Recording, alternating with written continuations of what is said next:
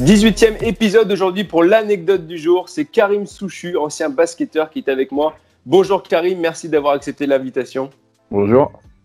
Tu as été désigné par Pierre-Yves Gaillard. Est-ce que tu as un petit message déjà à lui adresser? Je me vengerai. Je savais qu'il allait me faire quelque chose, mais je ne savais pas que ça allait être ça. Donc, mais c'est pas un souci, je m'occuperai de son cas en temps et en heure voulu. Très bien. On va commencer par refaire ton CV, Karim, comme pour tous les invités. Alors, tu as fait beaucoup de clubs dans ta carrière. Déjà, tu commences à Dijon en tant que pro, mais à l'âge de 20 ans, tu vas du côté des États-Unis, des écoles américaines sont sur toi. Tu vas rejoindre l'université de Furman pendant 4 ans. Alors, tu n'arrives pas vraiment à faire ton trou du côté de l'outre-Atlantique, mais tu reviens en France pour faire une grande carrière. 13 ans à vaciller entre la Pro A et la Pro B, passé notamment par Lasvel, Cholet ou encore Nancy. À ton retour dans l'Hexagone, tu es même sélectionné en équipe de France, 12 sélections en total avec les Bleus. En 2012, 3 ans avant la fin de ta carrière, tu découvres une passion pour le 3 contre 3. Tu obtiens même une médaille d'argent au championnat du monde en Grèce avec l'équipe de France. Alors, cette discipline, elle devait voir le jour pour les Jeux de 2020. Comment toi, tu as découvert cette pratique ? J'ai découvert en 2012. Il y a Richard Bihan qui était sélectionneur à l'époque qui m'a appelé pour me dire que voilà, il y avait les championnats du monde qui allaient avoir lieu, les premiers championnats du monde. Et donc, j'ai décidé de me lancer dans l'aventure. C'était un peu dans l'inconnu parce que c'était vraiment tout nouveau. Et puis, il y avait des joueurs que je connaissais qui étaient aussi un peu impliqués. Il y avait Jbam, il y avait Meredi Soumounou, Kevin Corr et Angelo Tsakaraguis. Et donc, en fait, je me suis dit, voilà, pourquoi pas. Puis, le reste, c'est de l'histoire. Hein. Depuis 2012, on a réussi à vraiment accrocher des bons résultats. C'est quoi les différences majeures avec le basket à 5 ? J'imagine que c'est peut-être plus dur physiquement. Ouais, c'est beaucoup plus physique, ça va vite. Des possessions en 12 secondes, alors que c'est 24 secondes sur du basket traditionnel. Le rapport point aussi, c'est 1 point et 2 points. Donc il y a vraiment un ratio par rapport au tir extérieur qui est beaucoup plus important. Et puis ouais, le rythme, ça n'a rien à voir. Physiquement, c'est monstrueux. Du coup, tu as quand même reçu une médaille avec l'équipe de France dans un championnat du monde. Alors ça fait quoi d'entendre cette Marseillaise, de recevoir ce trophée ?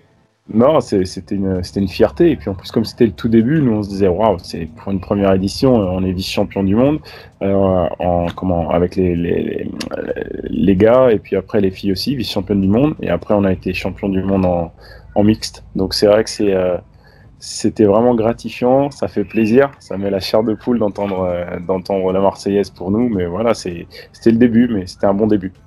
Moi, j'espère que vous en avez bien profité. Toi qui as vécu le basket aux États-Unis et en France, on parle de 2 mondes totalement différents, mais c'est quoi vraiment qui t'a le plus marqué quand tu étais aux États-Unis ?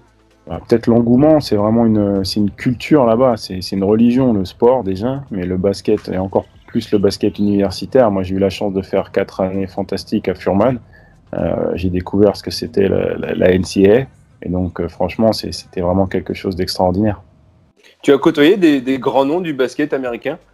Ouais, des fois je revois un peu je me dis, ah tiens, lui, j'ai joué contre lui. Kyle Korver, par exemple, qui joue encore là, j'avais joué contre lui. Il y en a plein comme ça, Devin Harris. Après, il y en a énormément. À me souvenir comme ça, c'est pas évident. Puis après, beaucoup de joueurs aussi que j'ai pu revoir en Europe. Des joueurs américains, des joueurs aussi internationaux, des Européens.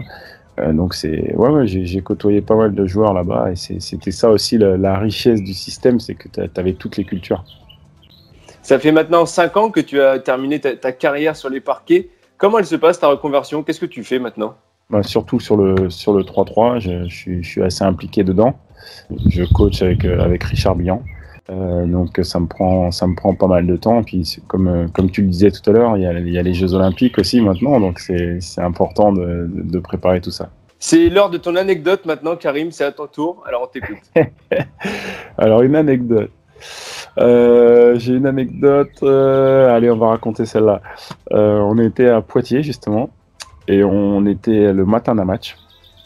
Et on fait, tu vois, le matin des matchs, tu vois, tu fais un peu les systèmes adverses et puis tu regardes un peu ce que tu vas faire le soir. Et donc, généralement, l'entraîneur, il y a 2 5.